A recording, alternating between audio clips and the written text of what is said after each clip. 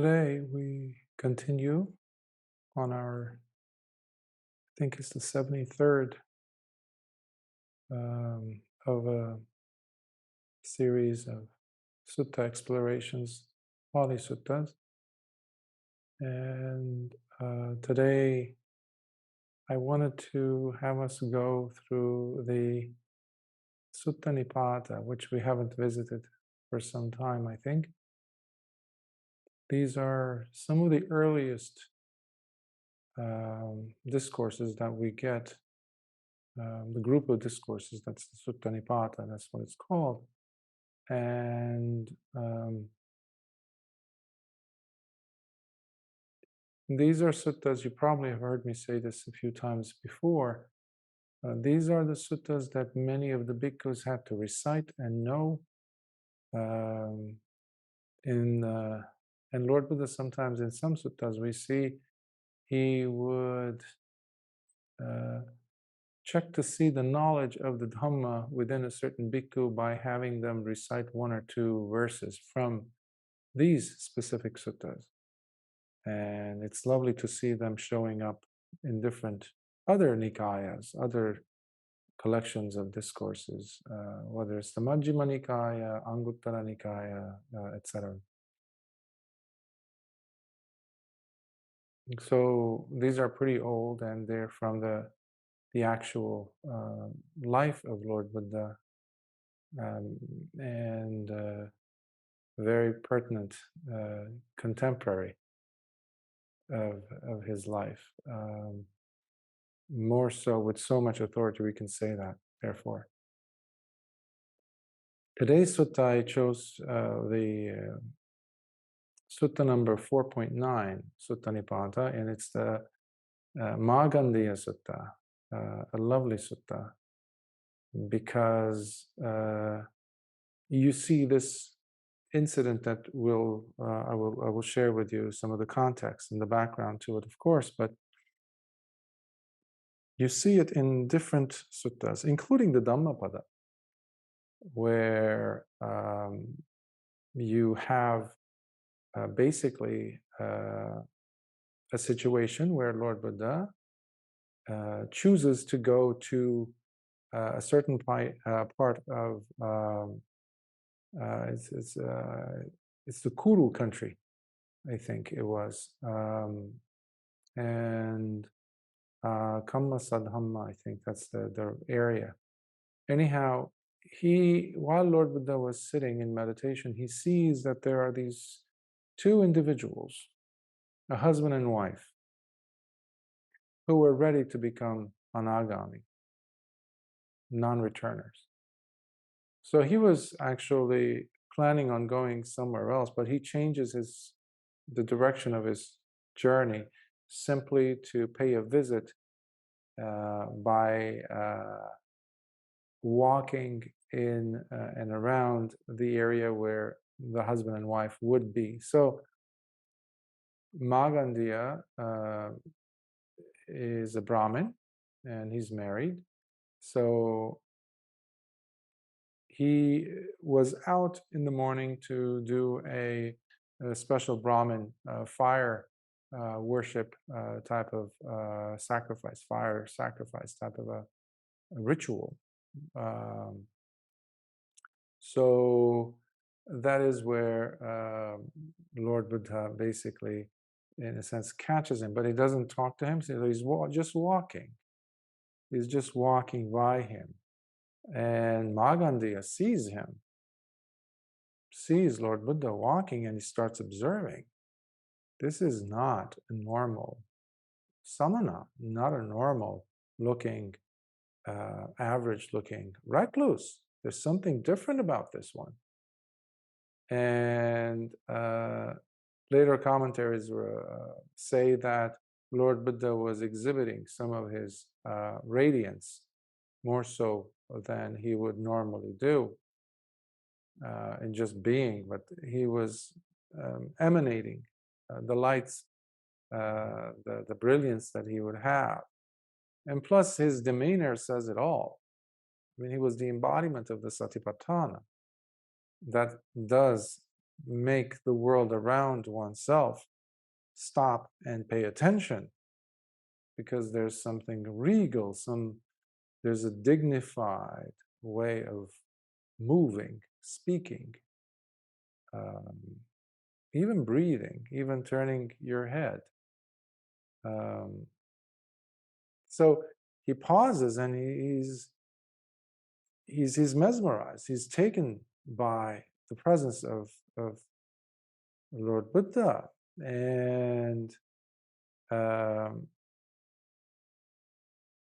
so basically, Lord Buddha is walking. Sooner or later, basically, he rushes back to his house to get his wife to come and see the samana, because at that moment he decides that this recluse is worthy for my daughter, because he had a very, very beautiful daughter apparently, and he doesn't shy away from saying, oh, kings and princes and wealthy householders have been vying for her attention and trying to come and get, her hand in marriage, offering so much, so they've been just basically drooling over her. So, but I am offering my daughter to you. I am offering my daughter to you. So the interaction that we're going to see taking place here in the sutta will be in relation to that. And but when his wife comes, he drags her out basically. Meanwhile, he tells his daughter, put something nice on, dress up, make yourself presentable. You're coming with us. We found you your husband. So in all that commotion, they get there, and the wife looks around, and meanwhile, Lord Buddha had passed, he had gone into Nipāta, and so, but he had intentionally left two footprints, and it's a unique footprint, and it's one of those 32 marks of a great man. Māgaṇḍiya doesn't see it. The wife, who also happened to have known a few things about reading the 32 signs, apparently she was, if she's going to become an Anāgāmin, that means she has done her work. This is not an average person. This is not just a housewife. This is a person who even challenges Māgaṇḍiya by saying, hey, come over here. This is not just any person. Look at these signs. And, in the commentaries, they say the ball of the foot and the heel are not just the only ones showing, but the whole foot is showing as a footprint. And you can also see chakka, basically the wheel, on both of his feet, the footprints, that is. So anyhow, without getting into too much details that are not that pertinent, basically, Lord Buddha appears again on his way back, and they see him, and they are trying to get him to accept their offer of giving him their daughter's hand in marriage. So that is the background. But the objective was for Lord Buddha to be there, was to get them at that point where they could become sekas, noble disciples, because they weren't. And Lord Buddha knew that that for that day, the highest capacity for this couple to attain would be Anāgāmin stage, the stage of non-returners.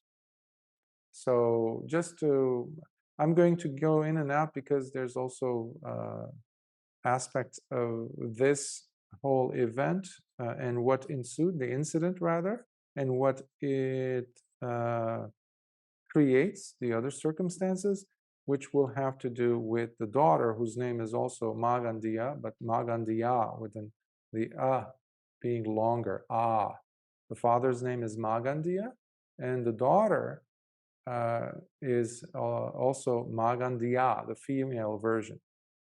and Māgaṇḍiya, the father, basically also had a younger brother. His name was also Māgaṇḍiya. I don't know, I guess they ran out of names, but he was called Chula Māgaṇḍiya, the younger brother, who's not in the picture yet. He's not going to show up in the sutta. I just mentioned it as a background context. So Sutta Nipāta number 4.9. This obviously, the Sutta Nipāta comes to us from the collection of shorter discourses, which are called Kuddaka Nikāya. Kuddaka Nikāya has within it originally six books, and one of them is the Sutta Nipāta. The others being Dhammapada, Itivuttaka, Udana, Teragata, Terigata. I might be missing one. And anyhow, basically. Anyhow, let's start. Māgaṇḍiya Sutta, Discourse to Māgaṇḍiya.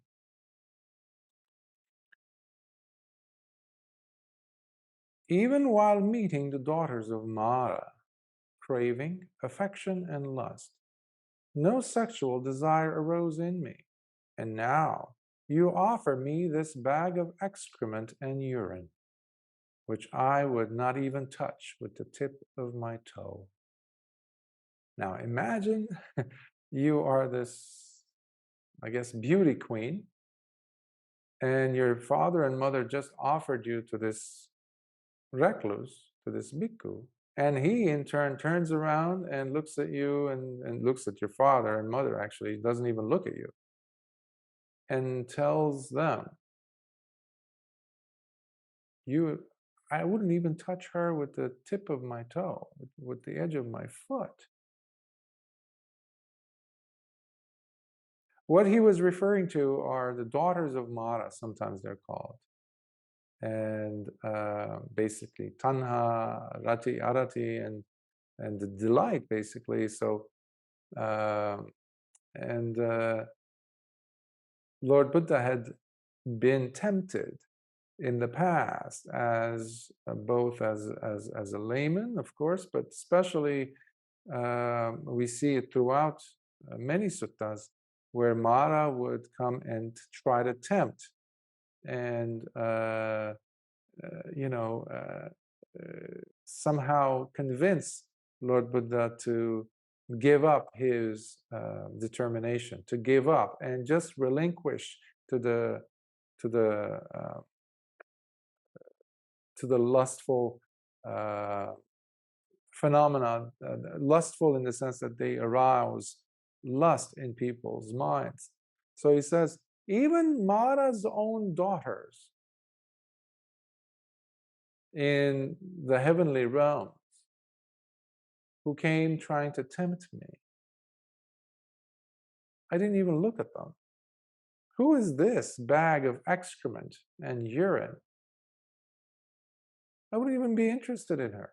If I was turning my back, if I turned my back to those daughters of Mara, what makes you think that I will say yes to your offer? This is important. This is not something to just say or to just admire about Lord Buddha and walk away. Oftentimes we forget that in order for a person to be on the spiritual path, the momentum has to be so strong in your heart. That means something must have already turned you off, turn that switch off for you to continue to look into the sensual realms for gratification. This is important, I say, because especially in the case of monastics, monastics are in robes, yes, shaven head, all that goes along with that. But is that all? Is that what's necessary? What is necessary is what Siddhartha Gautama had gone through. That is what is necessary to turn a person towards the spiritual path proper. Meaning, you have to be disgusted sooner or later, but preferably sooner, before you put on the robes. It's not something, yeah, well, I guess once I am in robes, that's when I will work on my sensual lust and things like, no. Already you must have already become sick of it. The person must become already disenchanted and dispassionate towards these things.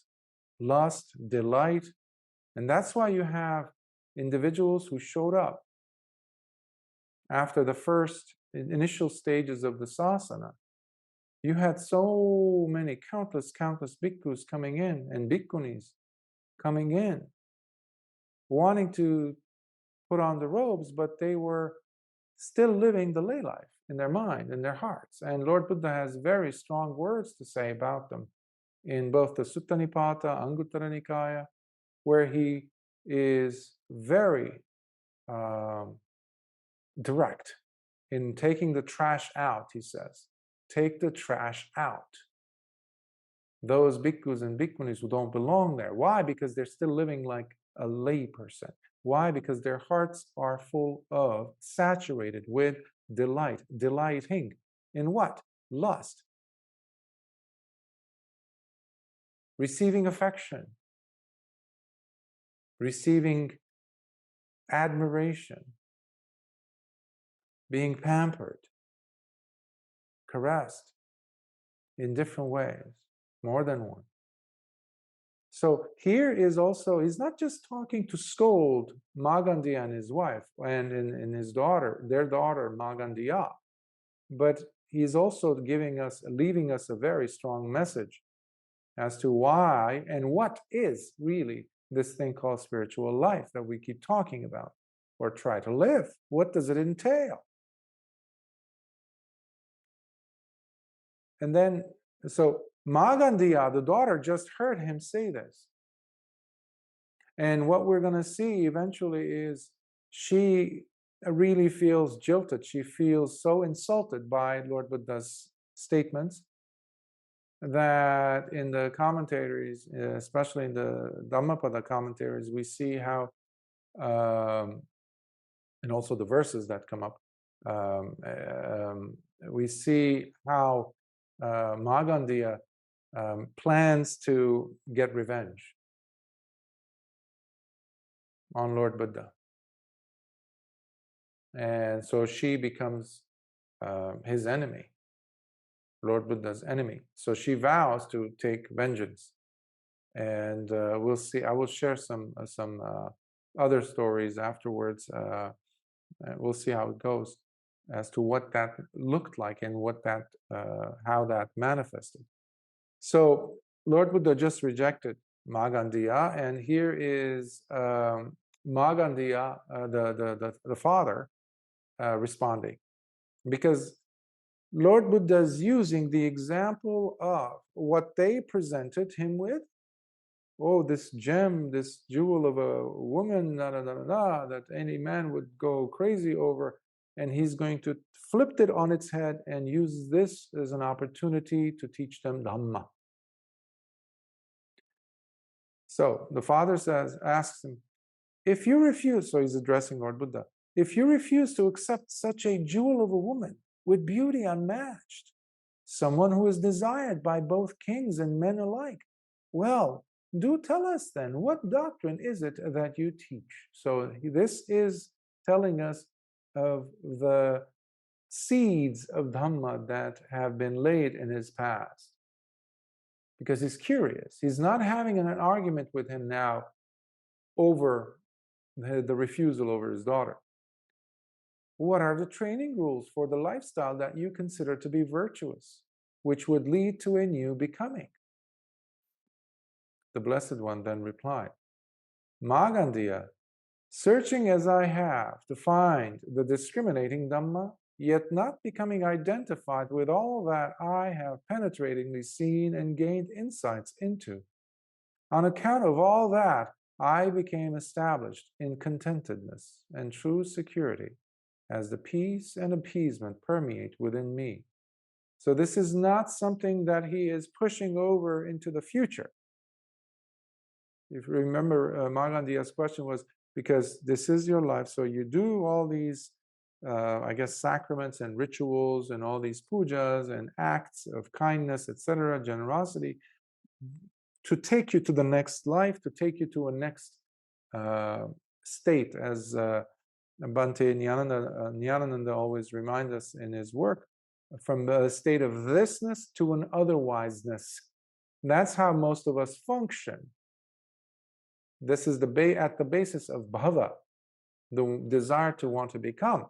So, but here Lord Buddha is saying, after having gone through all these penetrative insights, he didn't even collect them, by the way. He didn't turn them into upadhi, into acquisitions and assets. The insights, sometimes we have a tendency of, oh, let's jot it down. Oh, I want to maintain this. How can I maintain this insight? This thing that I just saw in my understanding. Even that you have to let go. You have to allow that to change you, of course, transform you with that understanding, but you cannot hold it as much as you can hold a piece of, water with your hands. Try to catch water with your fists. You have a better chance of doing that than to be able to catch hold of an insight, turning them into an acquisition. But he says, what that did to me, though, it allowed me to experience santuti, contentedness, and that sense of safety, sense of security. That is what's giving me the sense of happiness and appeasement, the coolness that I feel within me now, is a result of that searching. What that means, I have found what I was searching for. Then the Brahmin Māgaṇḍiya said, all those discoveries you have made while on your quest, where you still remained unattached to whatever you have penetratingly seen and gained insights into, nor identifying with them. How, O sage, do you declare the peace and appeasement permeating within, where you have become established in contentedness and true security? So he is now asking for the steps. How do you do it? How did you do it? Could you show us? Tell us the step-by-step method whereabout you have reached this state of coolness and true security. The Blessed One then replied, one becomes pure not through having or maintaining this or that view, Māgaṇḍiya. Because already he has a view, Māgaṇḍiya. That's the place he's coming from to ask this question, because he's preparing to accept another view. Basically, I just described to you the whole academician's premise, how it works in academia, the intelligentsia. You're always ready to substitute one view over another, but it has to be compelling. But you're going to defend that old view of yours with dear life until it becomes very compelling. And then you'll take up this new view. This is why the mind is seen in Buddhism as the sixth sense door. It's another form of sensuality.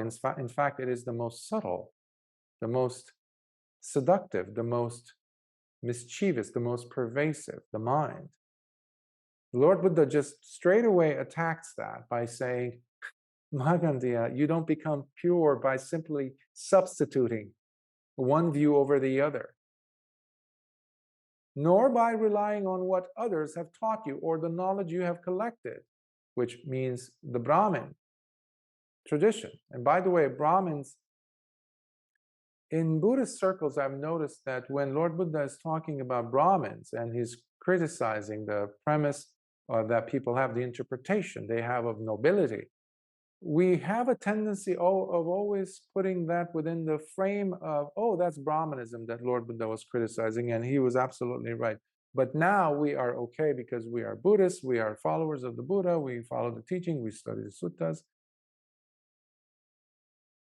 That's not the case. Because the Lord Buddha was talking about Brahmins of those days, yes, but he is also talking to us today as Buddhists who hold to this same position that, oh, it's a tradition. I heard it from my teachers, and it's a tradition that's going. So I heard it from. There's no difference whatsoever between the Brahmins of the old that Lord Buddha was chastising and criticizing and the Buddhists, including monks of today and traditions of today that have nothing other than this, relying on what others have taught them and the knowledge they've collected. So this is not some critique that Lord Buddha had posited and directed towards Brahmins only. In those days, yes, but he was also talking about us today. Nor by observing training rules or other ritualistic practices you engage in. Māgaṇḍiya was out doing the fire sacrifice in the morning. Again, he's not just criticizing the Brahmins of yesterday, but he's criticizing the Buddhists of today and anyone who believes that the sacrifices we do, the pujas, the chantings, the ritualistic things that we love and hold on to, and think that that is the tradition, that is the path. That is not the path, Lord Buddha is saying. Forget it. That is not it. But people continue doing it. Hundreds of millions of Buddhists do that. And even though some of them might know, that's what I've been doing for the past, several years now, in Asia and around the world. But people will do what they feel comfortable in doing, even if it goes against the teachings of Lord Buddha, while they're calling themselves Buddhists and the rituals also Buddhist. So Lord Buddha is even criticizing that. The training rules, even the training rules,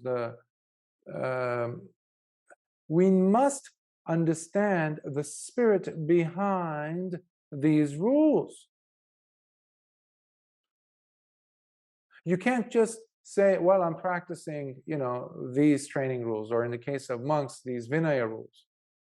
So I have to uphold them, this and that, at the cost of everything. Remember, rules are as important as their context. They're very contextual. And this is in reference to the minor rules, of course.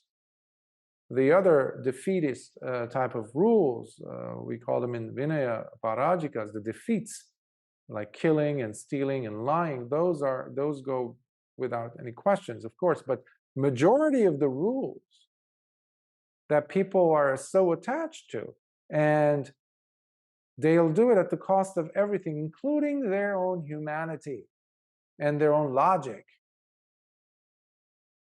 I've had the bhikkhus who say, well, smoking cigarettes is okay because it doesn't say so in the minor rules, so I'm fine.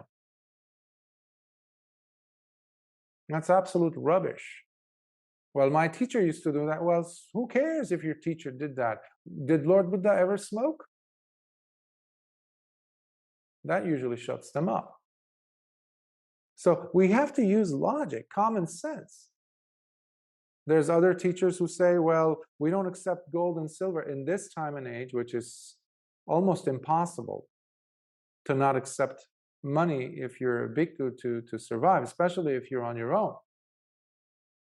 If there isn't a kappiya with you who earns and makes living and they're responsible, they don't have a life, they're driving you here and there, they're taking care of it all, which is almost impossible, I say. Somehow, all that is wrong except for accepting a check in an envelope. They will say that is completely permissible.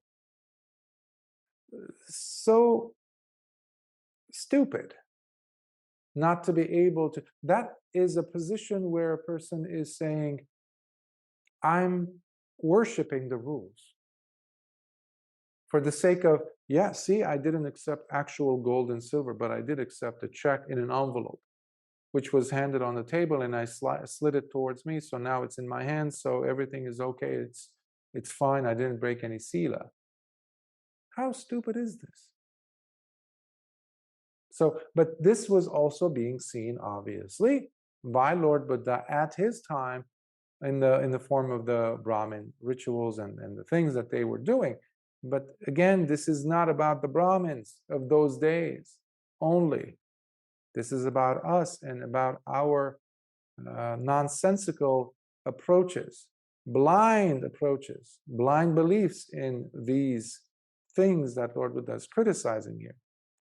But Lord Buddha says, you must also understand that it is not by the complete avoidance of these either. He is saying, don't throw the baby with the bathwater, like that English saying goes. So he's not completely like throwing away everything. Like he's not saying stop practicing the Vinaya rules. He's not saying don't practice, your daily chants or things like that, but don't put too much credence into them. He's not saying don't follow the teacher. He's not, creating, some type of he's not just, being a rebel or some type of a thing. He's not out to destroy the culture. In other words, it is not by not having this or that view, nor by not relying on what you have learned from others, or the knowledge gained, nor by relinquishing the training rules and precepts either, whereby purity may develop in you. He's saying, so on one side, I just gave you an extreme, but here's another extreme. None of these two are the path. There's a path in between. He's talking about Majjhima Pada, which we don't practice. We chant about it. We write essays about it. We give talks on middle path. But when we get to practicing the middle path, it's not happening. So Lord Buddha is saying, but be careful, simply because I said, throw away that view, or don't have that position of always taking new views or following a tradition. Don't throw that away completely, because there's some value there. If you want to go and get your, let's say, doctorate, your PhD, you have to go through primary school or kindergarten. But as you're getting closer, those things are irrelevant anymore. You can't think about 10th grade and 7th grade and what you did in 5th grade and kindergarten, the ABC. You're beyond it. They have served their purpose. Instead, it is through not latching onto these, not getting identified with them, nor taking them too seriously, that one becomes established in peace and contentedness, truly and completely free, without relying on anything or anyone other than oneself, with no need to be longing for a future life either. So what I was referring to earlier, the not holding on to these acquisitions, including insights. But what we have, the human tendency, the human brain, will always want to attach itself to something, especially if that something has a nice flavor to it, whether it's intellectual, whether it's physical, gustatory, tactile, visual, auditory, olfactory, but especially mind, ideas, images, language. We function on language. And that's why we have such a hard time to relinquish nama-rupa, our attachment to name and form, our ideas, things that drive us, and the worship of the observable, of the ghana, of the compact, of what we are seeing, the cup, the glass, the chair, the food. We're not seeing that it's just happening at this moment, and I just took a snapshot of it in this moment, but it's not like that. There's nothing like that. It's just a matter of convention that I'm accepting. It's for the convention's sake that I'm accepting this. Continuing with another question, Māgaṇḍiya, the Brahmin, asked, if, as you declare, purity is not to be attained through having or maintaining this or that view, nor by relying on what others have taught or the knowledge one has collected, nor by observing training or other ritualistic practices one engages in, nor is it being attained without these, then as I understand it, the Dhamma you teach is that of a foolish and bewildered mind. So he's saying, either you do or you don't.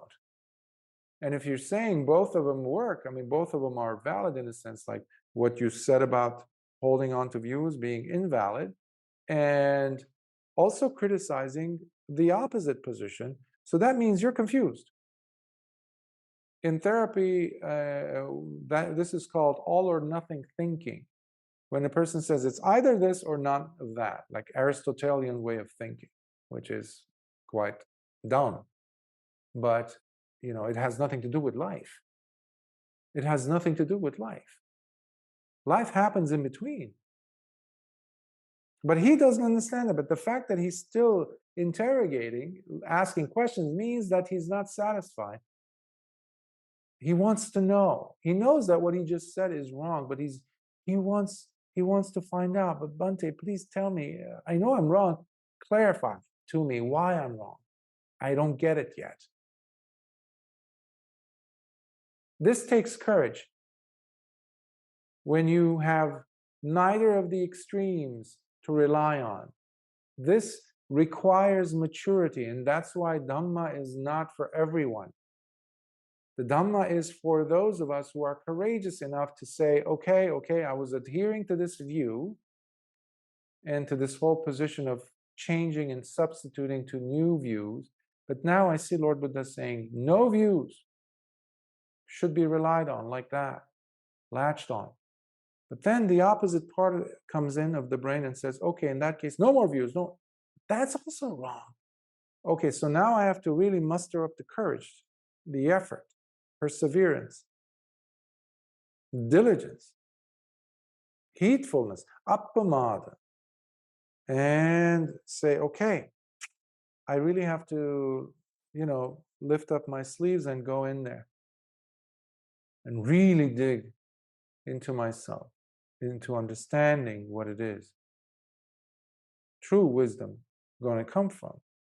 For one must have at least some view established in them to fall back on and resort to in order to attain purity. Then the Blessed One replied by saying to Māgaṇḍiya, the fact that you are still questioning us on this matter clearly shows your reliance on the beliefs and views you have adopted and are holding on to. It is because of your adherence to these that you have doubts and uncertainty, Māgaṇḍiya, which is obstructing your understanding here. Oftentimes I've given the example or metaphor of trying to learn a language, but while relying on your understanding of a totally different, having nothing to do with this language type of a language. Meaning, if you know, let's say, Arabic and Arabic grammar and literature, and then you want to study Chinese and you want to understand Chinese literature, Chinese grammar, it's not going to work so long as you're holding on to those views, to those understandings.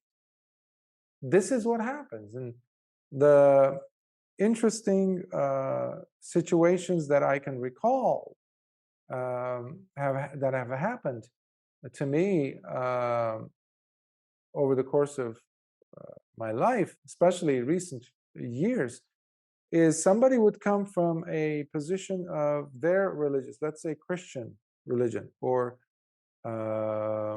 some other religion other than Buddhism, or even Hinduism, or Jainism. They come in by, from this high horse almost sitting there, and they're saying, oh, yeah, but, what about this, but that? They're still using the dictionary of their own hermeneutics, their own ways of interpreting life, their own ways of understanding themselves, life, wisdom. The moment we are curious about gaining wisdom, we have to throw away everything and leave the doors open for the sun to come in. Those are the individuals who've gained very quickly in the presence of Lord Buddha, by the way. They're the ones who quickly attained. I've met people who, even so-called Buddhist practitioners, by the way, who would mock those suttas, especially those segments of the suttas where you see a person or groups of monks suddenly becoming noble, attaining, or becoming arahants. And they would mock it and saying, yeah, but that doesn't happen today. Yes, it doesn't happen to individuals like yourself, who's holding on so tightly to your own ideas of what the Dhamma should be. So there needs to be that humility, which was very present in those individuals of the old who came. And we still have them, but they're far in between in number. Hence, Lord Buddha continues, you are unable to even get the slightest idea or gain the smallest insight, which is why you call this Dhamma foolish and bewildering, because he insulted the Dhamma that Lord Buddha was teaching. Māgaṇḍiya did. Anyone who thinks of himself as equal, now Lord Buddha's teaching. And remember, as a Brahmin, somebody who thinks of himself, his nose is up in the air, in the clouds, who has that much conceit, or any conceit, isn't going to get it. And Lord Buddha's addressing this to Māgaṇḍiya, because Māgaṇḍiya is from the upper echelon of society of that day. And he says, anyone who thinks of himself as equal, superior, or inferior to another will, sooner or later, get into disputes. This is at the basis of what we see happen in human dynamics, in human relational dynamics. And of course, Buddhism being human, in this case, there's all kinds of forums or platforms on in different time zones that you have conversations, or rather disputes, going on. Comments are being made. People are dying to put their thoughts, their 2 cents worth out there to do something to someone else, to prove something to someone else. That is at the backbone of conceit, under the guise of talking Dhamma, by the way. And in the case of such platforms where monks are in charge, or somehow they are the proctors or the people who are running it in some form or another, they're also spreading, proliferating ignorance and conceit, because they've become the modern commentators, deviating the practitioner, the true practitioner who's come there to learn the Dhamma, astray from the Dhamma. We don't have to speak much. Just show the person the path to the suttas and let them be. Let them swim in that ocean. And when they come out, they need some help. You can help them out with something, but don't put your ideas into them. And if you do share your ideas, let them know these are your ideas. Don't sell them as if they're Lord Buddha's ideas. So conceit is not just the conceit of the Brahmins in those days. Lord Buddha is talking to us today. So in Buddhism, we have 3 types of conceit: being equal to someone, being higher than someone, looking down at someone, and feeling inferior to someone else. All these 3 are conceit. And they are one of the biggest fetters to be overcome in order for a person to attain arahantship. But the one who remains unperturbed, not allowing himself to be pulled this way and that by these 3 ways of comparing, no thoughts of equality or superiority will remain, Lord Buddha says. So who cares if they don't agree with me? Why do I have to go out of my way to convince them to think like I do? After all, isn't that what you find everywhere in academia? That's what it is. Everybody's trying to persuade someone else to think like them. Not just in academia, but, that usually stands out. For why would such a noble one go on claiming, yes, this is true? Or why would he engage in disputing and arguing with others by stating, no, this is false? So if there is no longer a question of being equal or superior, then what is there left for disputing? He wouldn't engage in disputations. In this comes from the Vagga, which is the fourth book of the Sutta Nipāta, by the way. This sutta comes, because it's 4.9, it's from the book of the fours within the Sutta Nipāta collection group. And in this book of the four, you have so many suttas where Lord Buddha is again and again and again addressing with verses, targeting individuals who would come to him to try to drag him into an argument, into a debate. But especially he would talk about the futility of doing such a thing. He says, no wisdom has ever come out of a debate. Just imagine, if you've ever found yourself in a debating situation, in a dispute, there cannot be any wisdom as an offspring of that interaction. At least in my case, I've never seen that happen, ever. In the university setting, college setting, this would happen all the time. Everybody would just get excited. Okay, arguments start and disputes starts, debate starts, and you try to do, like a very, civilized ways of debating. But we know what's really going on. One side is trying to crush the other into obedience. I am better than you, under the guise of I want us to be on the same page. But basically, it's all manner of conceit. But the worst of these is the one that happens in the mind of the practitioner. You might not be debating with anyone outside, but it is still happening. The conceit is taking place in your mind. You're constantly comparing yourself to others, the attainments of others. Either they're better than you, they're lower than you, they're equal than you. All this is nonsense, Lord Buddha says. Once having left the home life, the sage, now wandering homeless, does not go seeking new companions or relationships to become close friends with anyone in the village.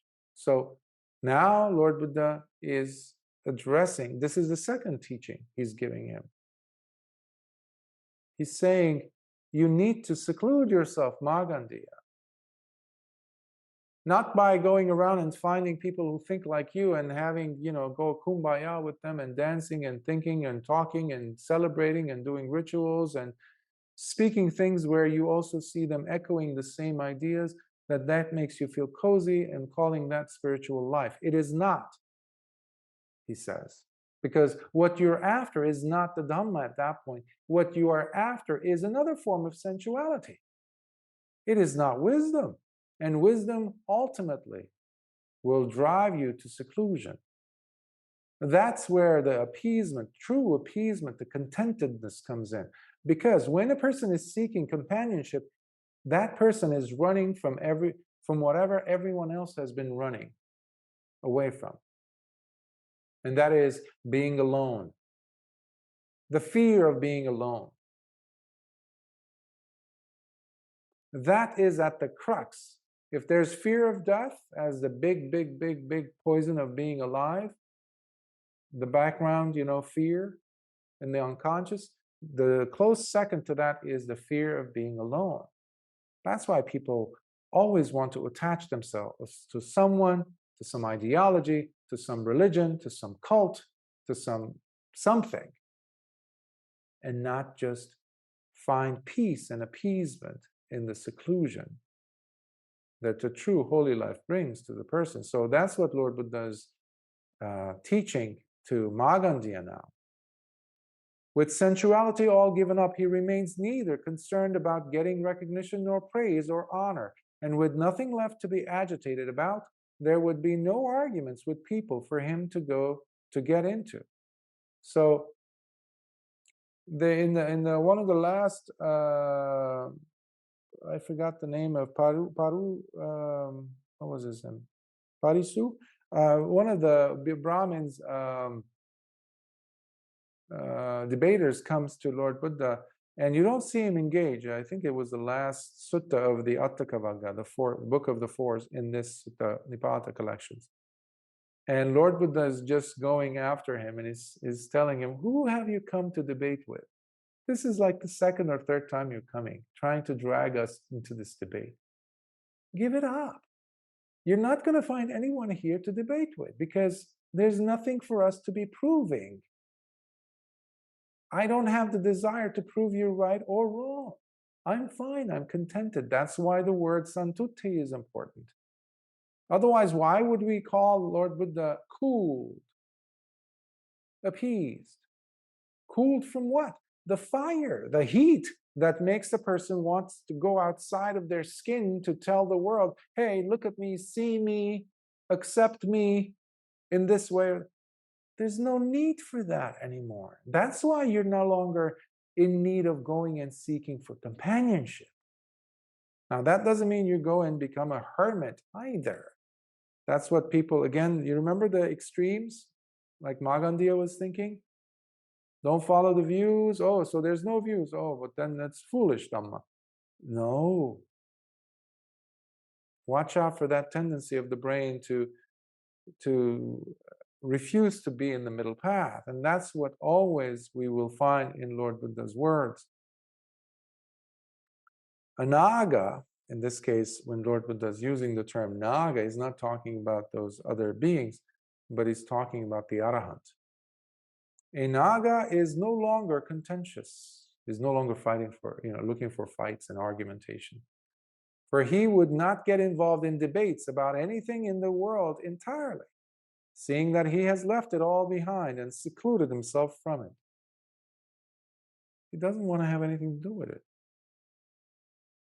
Some years ago, I decided to, when I was doing the recitations, narrations of the suttas, or even the Dhamma talks, I noticed how people like to put their, as I was saying, 2 cents worth into it. It's like I used to, when I was a child, I used to see these children who would go around and picking up tiny little pebbles, rocks, and toss them into people's homes and break their glasses. Especially deserted areas, I would notice, and I didn't understand why. People have this tendency of, from children, being a child, they pick up a rock and they throw it at the perfectly fine looking window that still has its glass intact. Meanwhile, all the others are gone because they've all been shattered by them or other kids. And they will look at that as target practice. So everybody has their own opinion to share, even though they've done no work at all whatsoever. But they have something, they have a chip on their shoulder. So to avoid that and to help them to not gain any more bad karma, I put the comments off on all of the recordings I make, all of the sutta translations I do and narrate. People are always wanting to go outside of themselves to prove something about themselves, actually. And that shows how much of beggars we have become, that we don't find fulfillment in us. I always have to go outside of me to get acceptance from thee, from you. A bhikkhu is not like that. Lord Buddha is not like that. A true recluse, a true noble person is not like that. They are self-satisfied. And there's a beauty about that. That's what Māgaṇḍiya was frozen in his tracks, and when he saw Lord Buddha walking by him, seeing that he has left it all behind him and secluded himself from it, he's protected. like the stem of a lotus born in the mud and piercing out of the water, yet unsullied by neither. Likewise, the peaceful sage, desireless and settled, remains unsullied by the world and all the sensuality it offers. Perfect, beautiful image of a lotus, the stem coming out of the water, piercing out of the water. It has nothing to do with it. Even the petals of the lotus, the leaf of the lotus, when it opens up, when the rain falls, it doesn't absorb it, it just slides off. Perfect example. We have this also showing up in the Indriya Bhavana Sutta from the Majjhima Nikāya number 152. Many suttas within the Sutta Nipāta, we see this image of a lotus, like the raindrops, he says somewhere else, that they don't stick around. Or the mustard seed that doesn't stay even on a razor's edge, on a blade's edge. You cannot balance it. It will fall off.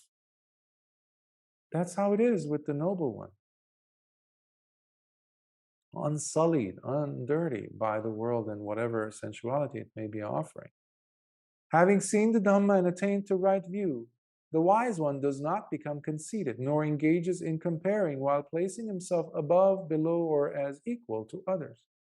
He no longer needs to do things or to study further. So to impress others, that's important. He doesn't study to impress others or to show off, since he sees things clearly and cannot be deluded, nor led by any rigid dogmas or lifeless views. You will never find an elephant that puts on an elephant suit to convince others that it is an elephant. You will never find a tiger that puts on a tiger's striped outfit to convince others that it is indeed a tiger. But we, as human beings, are always engaging in such stupid and foolish activities. That's why when you're sitting to meditate, you're relinquishing all that. Your expectations, your views, your reliance on comparing,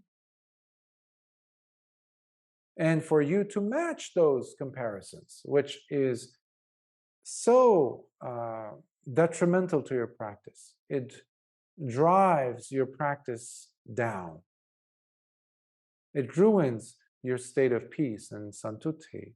That's why it's so important to start from an attitude when you're sitting, especially, or every time you start your day, from a position of appreciation and gratitude of yourself. Very first thing, you must appreciate yourself to be able to appreciate the triple gem. After all, it's you, your feet, your steps that have taken you towards the Buddha, towards the Dhamma, looking and trying to understand, what is this? You're appreciating your life, your presence here as a human being now, after so much you've gone through. And I'm just talking about this life, the difficulties and challenges you had to overcome, and you have to overcome in many cases on a daily basis. So we come from that point of view of finding gratitude to yourself. And then you see, I don't need to compare myself to anyone else. Working with myself is plenty of work. Trying to unfold, trying to remove these layers, these unnecessary layers of nonsense. Already that will give you the rest of your life to work on. No need for me to go outside and prove anyone wrong, or to tell them to, hey, look at me, I'm the right person here, correct. Who cares? Who cares? You should care to come back to this center, the point of no longer being hot, no longer to be moving, no longer to be burning. And that is what Nibbana is, the antidote for. Māgaṇḍiya, there can be no bonds that could ever tie up the person who has finally detached himself from reliance on perceptions and views. Views, perceptions are never the kind of enemy that you want to ignore. They are at the crux of the problem. They are at the basis of, the root of dukkha. Your own views are at the root of your dukkha, your suffering, why you're suffering, why you're finding yourself in uncomfortable situations, undesirable circumstances. It has everything to do with your views. So please address that. And that's why Lord Buddha placed samadhi, right view, as the very first of the Noble Eightfold Path. No delusion could ever exist for the one who has finally released himself through wisdom. But those who keep compiling and adopting more views while relying on perceptions continue to loiter and float around in the world of samsara. And nothing changes in them except the body dying. The views keep getting more and more. Suffering gets more and more. They undergo all of that, and at the end, they keep shooting another arrow to another state of becoming for another series, another movie to play out, and they are going to be the victims of all the suffering that will follow. That's why it takes a wise person to see this, to understand this, and to walk the path of Dhamma for oneself. It's quite liberating, but it's also a lonely path in many ways. But you don't feel loneliness. You feel so much power. The hero does not feel lonely. And this is a heroic path. This was intended for everyone, but not everyone will be able to heed the call of Lord Buddha. Because it takes energy, it takes effort, it takes honesty, it takes humility, it takes courage on a daily basis. But the return is amazing. It gives you life, true life. It gives you wisdom.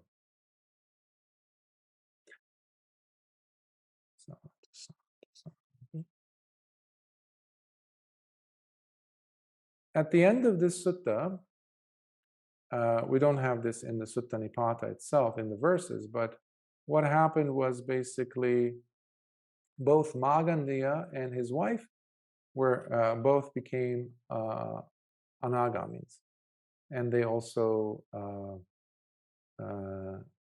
requested the going forth. So they became also monastics, and they gave, because Māgaṇḍiya, the daughter, was still not married. Māgaṇḍiya, the father, goes and talks to his younger brother, Chula Māgaṇḍiya, whom I mentioned briefly in the beginning, to take care of her, be her father now. And in that culture, it was very accepted. After you hit a certain age, you've enjoyed your senses, you've made money, this and that. So there was always that room for living so-called spiritual life, but having enjoyed all these things, which again, this goes contrary to what Lord Buddha was teaching. But that's the system they had and still have over there. But the brother, Chula Māgaṇḍiya, takes the role of a father, paternal figure for Māgaṇḍiya, the daughter. And after some time, not too long after that, she becomes the wife of one of the wives, anyhow, of King Udena. King Udena, who was very wealthy. Now, this connects us with a few other figures in Buddhist history. There was you can think of her as a slave or a servant girl. Her name was Kujuttara. And she was assigned by the court, specifically the queen of King Udena. Her name was Samavati. So Samavati had her own retinue of ladies in waiting, and like a whole harem. And the number was, as you see in many, many suttas, is 500. So they were her attendants. So they lived in a special place in the palace, and but they were not allowed outside to go outside of the palace. And Kujuttara, this young woman, the servant lady, she would be assigned by the queen, Queen Samavati, to go and purchase flowers for the day. So they would give her 8 coins, out of which she would only spend 4 of them to go and buy the flowers from her friend, and the other 4 she would pocket. So she would steal those 4 coins. So she would come back to the palace with a whole bunch of flowers, and they would be very happy. Now, it so happened that Kujuttara, being influenced, I think it was her uncle, who was the florist, her uncle becomes a Sotapanna after hearing a discourse from Lord Buddha. Now, Kujuttara herself goes and is inspired, and she goes to listen to Lord Buddha give talks. And as she's listening to a Dhamma discourse by Lord Buddha, she becomes a Sotapanna. But she still had those 8 coins in her pocket. Now, she's so changed, she's transformed, she's exuding with Dhamma now. On her way back, she goes to the shop, the florist shop, and she gets flowers with all of the money that she had, the 8 coins. So she takes all that, the whole baskets of flowers, to the court, to Queen Samavati. And Queen Samavati asks her, what happened? Well, you have so much more today. And she says, my lady, I spent all of the money today. And she says, what do you mean? She says, I have to confess because I can no longer lie. As a Sotapanna, as a person who's a noble person, you cannot intentionally do akusala actions, unwholesome actions, or break sila. And she, what do you mean? She says, all this time that you've been giving me 8 coins, I was only using 4 of them, and I was stealing from you for the other 4. And she apologizes. And she says, I cannot lie to you. Please punish me. Please, I deserve it. And the Queen Samavati says, noticing the differences that she's seeing in Kujuttara, she says, your punishment will be that you will come every day and teach us the Dhamma. That is the only punishment I accept from you. It's not a punishment, of course. And she was forgiving her, but she wanted some of the juiciness of whatever Kujuttara had been experiencing. And Kujuttara says, yes, my lady, but the moment she's about to start giving a Dhamma talk, because a lady or Queen Samavati is the queen, she says, if Kujuttara, the young servant lady, she says, when I speak the Dhamma, I require that I be placed on a higher seat, because I cannot teach the Dhamma sitting on a low seat while you're sitting on a higher seat. And the queen and the attendants, they say, of course. So they sit on a low seat, and a seat especially is prepared for Kujuttara to sit in a higher position and give the Dhamma. Not for Kujuttara's sake, but because of the beauty of the Dhamma. And because it deserves that, nothing less. So in time, Lady Samavati and all the 500 attain Sotapatti level simply by listening to Kujuttara, the Seka. And later on, we see her name coming up also in the Anguttara Nikāya, Book of the Ones, where Lord Buddha is listing, while he was in Savatthi, the notable disciples In the case of the bhikkhus, there were 80 bhikkhunis. The top, this person is the top in this. When it came to lay female disciples, and the person who is the most well versed in giving a Dhamma talk as a lay woman, Kuddaka was number one. Her name is, now captured in time in the Dhamma. So we know that because her memory was impeccable. So if you think of Venerable Ananda as a monk, as a bhikkhu, so Kuddaka was the female lay disciple version, upasika version of that, without showing disrespect to Venerable Ananda, of course, and his status. But now, why do I say this? Why did I bring in the story of Kuddaka and Queen Samavati? Because, remember, Queen Samavati's husband, the king was King Udena, the same king who married who? Māgaṇḍiya. Now, Māgaṇḍiya, remember her vengefulness? Soon enough, she hears the talk in the court that the ladies in waiting around Queen Samavati and Queen Samavati herself are very dedicated to Lord Buddha.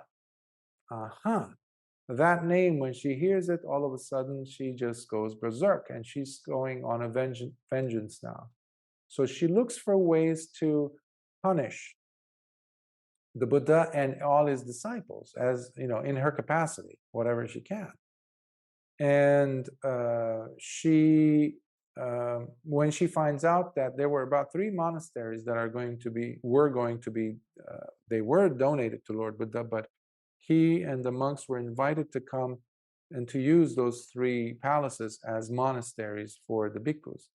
So he was invited to that city or that kingdom, but knowing beforehand that Lord Buddha and his bhikkhus were going to come, Māgaṇḍiya had gone and bribed some people on the street, some drunk people, etc., to make fun of and hurl insults at Lord Buddha and his bhikkhus. And it so happens that as they were coming into the kingdom, they walked through the palace, the gates actually of the city. These people were waiting, and they were hurling insults at Lord Buddha and the bhikkhus, to the point where Venerable Ananda said, "Bhante, let's just leave. This is no good." And he says, "This is nothing. An awakened person should not be, or a follower of the holy life should not be affected by what is said." Remember the lotus and the raindrops or the mud? Same thing. We have to show it, demonstrate it with our life.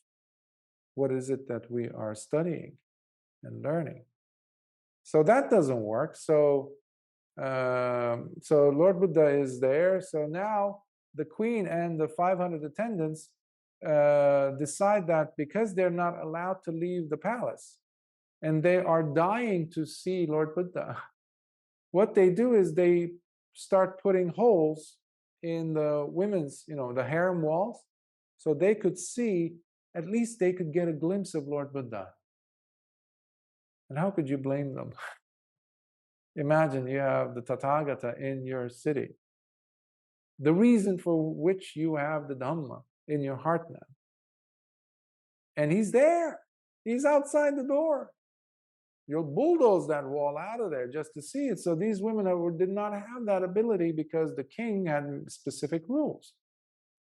But they put these holes. Now,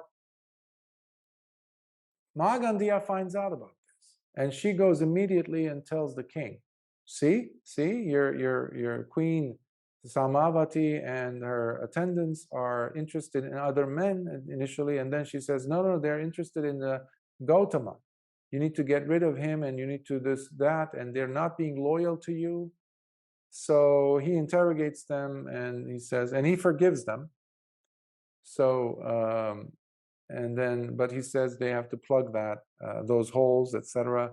And they agree. And then, but Queen Samavati asks him if there would be a way for the king to go and request Lord Buddha to send a bhikkhu to come and teach them in the palace. And Lord Buddha sends Venerable Ananda. And Venerable Ananda was that designated individual in many such scenarios where he was the one who would go to the courts and give discussions, Dhamma talks to the ladies, the queen, etc. And because he had all those 8 qualities that are also listed in the Vinaya. He was not an arahant yet, but he was nevertheless a sotapanna. He was a noble disciple, which means that he would never break any sila. So another incident was what's her name? Māgaṇḍiya goes and tries to convince the King Udena, oh, I will prove to you that Queen Samavati is more faithful to the Buddha than to you. And here you go. Take these chickens or hens and take it to her and say, kill these and make me a meal. This is the king. And Queen Samavati said, no, I can't, because again, she couldn't kill. She couldn't kill because you're a noble disciple. It's impossible for you to break those 5 precepts. And then, but he's not upset. And then lastly, the king had, 3 different queens, basically. Samavati, there was another one, and there was also Māgaṇḍiya. And so he would spend 7 days with each one. So after he had come from Queen Samavati's palace, because they would live in their own palaces, Māgaṇḍiya had a plan. So she gets this snake. Some places they say it's a baby cobra. Other places they say it was a non-venomous snake. But and the king Udena used to enjoy playing the harp. Especially he would use it to subdue wild elephants. So he would always have that with him. So he had just come back from spending a week with Queen Samavati. So Māgaṇḍiya, being herself, tries to find out things, and meanwhile she's already planned something in her mind. She says, oh, how did the 7 days go? I'm surprised to see you are okay. And he's like, what do you mean? And the Māgaṇḍiya says, because I heard that she was planning to kill you. Meanwhile, she slips the snake into the harp. I guess it's a special kind of a harp or a sitar. So it has a hole there. And she moves the instrument, musical instruments, towards the king. And suddenly the king sees a snake, and she sees it as if, she wasn't the person to put it there in the first place. So she starts screaming, and the king screams, and they see a snake, and now he is really fuming mad, because she had said that about Queen Samavati. So he calls all of them over to the court, drags them to the court, the queen and the 500 attendants, and he puts them in front of him, and he pulls his arrow to kill one at a time. So he wants to kill Queen first. Queen Samavati, knowing this, she advises all her attendants, her maids, to practice metta. She knew something was happening. So from the morning, they were practicing metta towards the king, King Udena. So they get to the court, and they are showering him with metta. And he has the bow and arrow in his hand, and he's pulled it, and he's ready to hit. And the commentators go, his body was shaking, shriveling, and he was sweating. He couldn't let go of the arrow. He could not let go of the arrow. Until Queen Samavati says, what is it, O great king? And the king starts crying, and he says, I can't do this. Something is happening. I can't do this. I'm in pain. And he says, please, I miss your comfort. Please come and comfort me. Help me. And Queen Samavati says, point the arrow downward towards another side of the wall where there was no one. So he does, and the arrow just simply lets go of itself. And then he starts crying. She goes to comfort him, this and that. And from that day on, he says, I will never believe anything anyone says about you being such, trying to get me. Māgaṇḍiya, meanwhile, this was her last, third attempt, serious attempt, now decides that she needs to take matters into her own hands. Remember that Chula Māgaṇḍiya, her uncle who became her father? She takes the king away from the palace, convinces him, persuades him. So they go on this, out into the park somewhere far away. Meanwhile, she sends word to the guards that under the order of the king, the Queen Queen Samavati and all her maids, the 500 ladies in waiting, are not allowed to leave the palace, no matter what happens. So the guards lock the doors and they set that whole area of the palace on fire. And they all die. Queen Samavati and the 500. And but in the commentaries of the Dhammapada and at least Dhammapada, they say how none of them died Putujjana. At the very least, they had reached Sotapatti. Many of them had actually reached higher, even higher than that. So they were all noble when they died.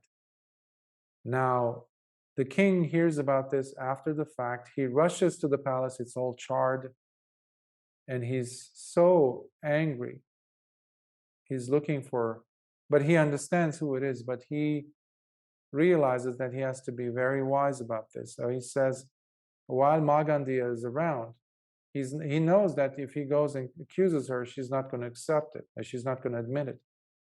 He turns and he uses a very strategic maneuver, and he says, whoever has done this must have loved me very much. And the queen says, what do you mean? Māgaṇḍiya says, what do you mean? He says, because obviously we know Samavati was out to get me. She tried to kill me with the snake, this and that. She didn't just respect me, this and that. And then Māgaṇḍiya jumps up and down, says, it was me, you're right, king, you're right. I had designed this, And he says, but you couldn't do this by yourself. Somebody must have helped you. And he says, oh yes, I'm glad you mentioned that because I had convinced my father, my stepfather, Māgaṇḍiya, to come and help, and my cousins, they came and they were the ones who set the whole place on fire. And he says, well, we have to then really reward them properly. And yes, so they send these messengers, and she says, uncle, come, the king is going to reward you, and all the cousins who helped, come, we're going to be set for good. They come, the guards all jump in, arrest all of them. They dig holes into the ground, and they bury them with the head sticking out. And, they do torturous, things to punish them. And then they also cut up Māgaṇḍiya's body into pieces. And then they burn them, I think, at the end. So, Māgaṇḍiya, the revenge. I just wanted to give you a backstory as to, and a context, and then the middle, and then what? Because this is a very important part of the Dhamma's history. In Pali, there is a verse that you've heard me many times use, and it's from this sutta. And Lord Buddha, if you remember, he mentioned the importance of relinquishing perceptions.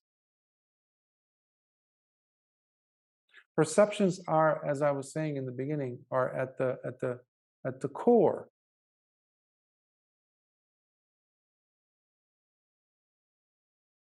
of the problems that we have. So long as there are perceptions, then we will be veiled from seeing what is really happening. Yata bhutang pajanati will not happen so long as we are lost in our perceptions. But the person who understands through wisdom and therefore demolishes, disconnects the hold that perceptions or sannyas have on us, there cannot be any more delusion for such a person. Māgaṇḍiya was lost in her own perceptions of a me. I am a beautiful woman. I am desired by so many. I have my own prestige, my own status. That's one conceit. That's a perception. You have to defend that position. It's not just one perception. We always water. We also always cultivate, maintain, and protect our perceptions. That's the problem.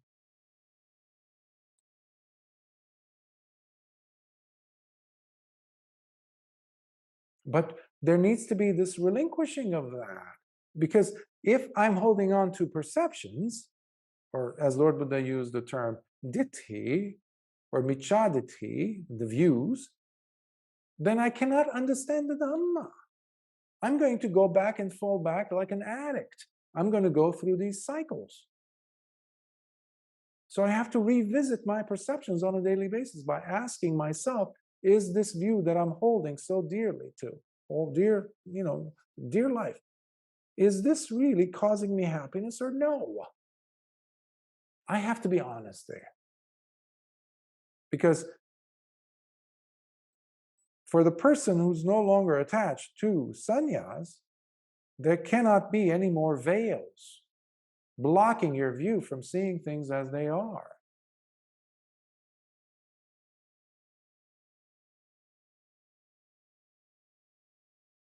Sanya viratassa nasanti gantha. Panya vimuttassa nasanti moha. For the person who's no longer attached to perceptions and views, there cannot be any more obstacles and hindrances, no more veils. The veils are the biggest ones, are the ones that we impose on ourselves. We are the ones who are putting them over here. But the next verse was, for the person who has released oneself, freed oneself, liberated oneself from views, from perceptions, through the help of wisdom, there cannot be any more delusion. This takes courage. This takes adventuresome attitude. The adventure is not to jump on a plane and going around the world and going up mountains and jumping from planes and this and that. It's not that. Seeing beautiful sunsets. It's not that. That's not real adventure. The real adventure is constant discovery of yourself, of your presence here in life. And that's what Dhamma is helping you to do. This is where it increases the quality of your life. You become happy. Happy. So let's be happy. So I will leave you with that and see if there are any questions, and I'll address them. And if not, we can just transfer some merits. Okay, then let's transfer some merits. Akasatha chabumata devanāgāmin punyantang anumoditva chirang rakhantu lokasasanam. Akasatha chabumata devanāgāmin punyantang anumoditva chirang rakhantu desanam. Akasatha chabumata devanāgāmin punyantang anumoditva chirang rakhantu mamparanti. Sadhu, sadhu, sadhu. May you all be well. May the Triple Gem bless you and protect you and your loved ones. May any suffering and illness that you might be undergoing or those of your loved ones, may they be eased and removed, and may your persevering effort be ongoing in this journey of self-discovery that the Dhamma provides in giving us the true meaning of holy life. So, until next week, be well. Sukhi Hot.